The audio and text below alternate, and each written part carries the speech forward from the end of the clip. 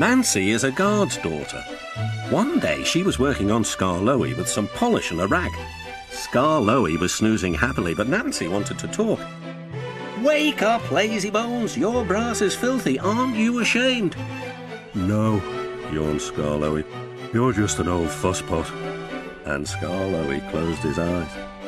He was thinking about his friend Rheneas and all the good times they had shared together before Rheneas went away to be mended.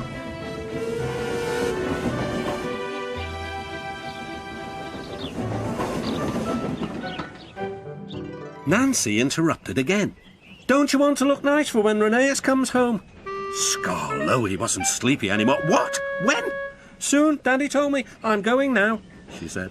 "Nancy, stop! Do I really look nice? Please, polish me again." "Now who's an old fusspot?" laughed Nancy, and set to work once more. Duncan was jealous. "Aren't you going to polish me too?" "Sorry, not today. I'm going now. I'm helping the refreshment lady this afternoon." "We must get the ices ready for the passengers." "Never mind, Duncan," she said. But Duncan did mind.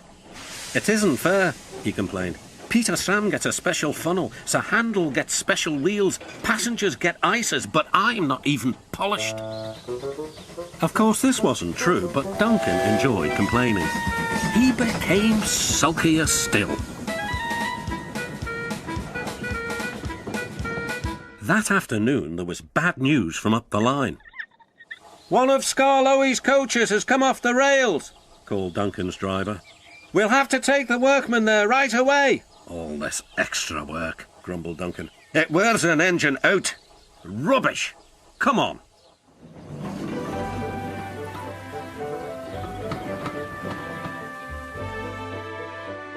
The derailed coach was in the middle of Skarloey's train, so he had gone on to the top station with his front coaches.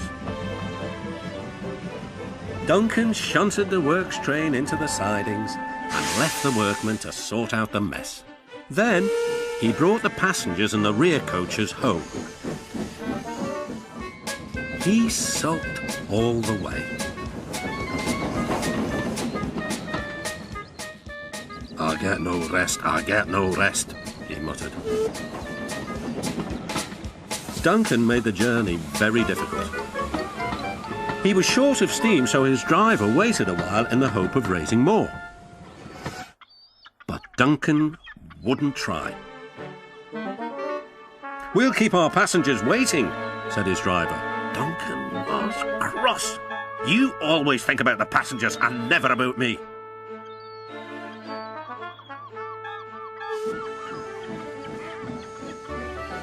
It wasn't long before Duncan built up enough steam to set off again.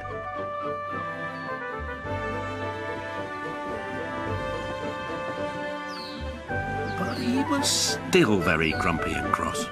"I'm overworked and I won't stand it."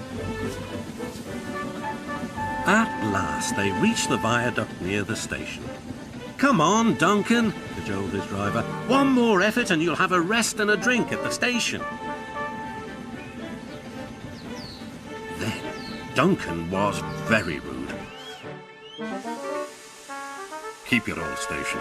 I'm staying here." And he did too. Skarloey had to haul Duncan and his train all the way to the platform.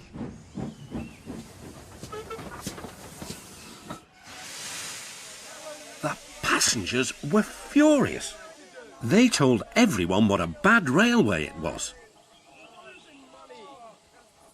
That night, the fat controller spoke to Duncan. "No passengers means no polish." "No polish means no passengers," Duncan muttered to himself. "He still has a lot to learn, doesn't he?"